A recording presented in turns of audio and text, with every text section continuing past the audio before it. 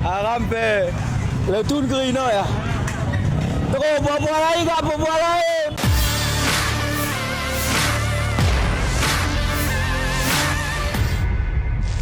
Puluhan narapidana kabur dari lapas kelas 2B Kutacane, Kabupaten Aceh Tenggara, Provinsi Aceh.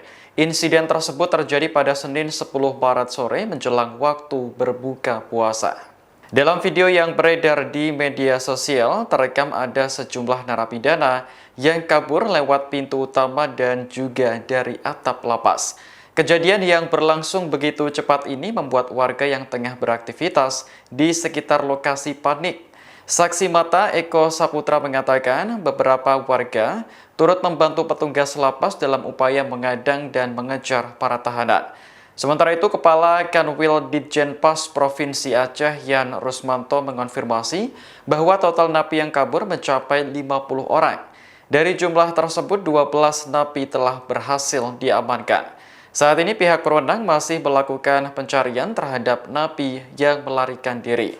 Aparat kepolisian mengimbau masyarakat untuk tetap tenang dan segera melapor jika melihat atau mengetahui keberadaan napi yang masih buron.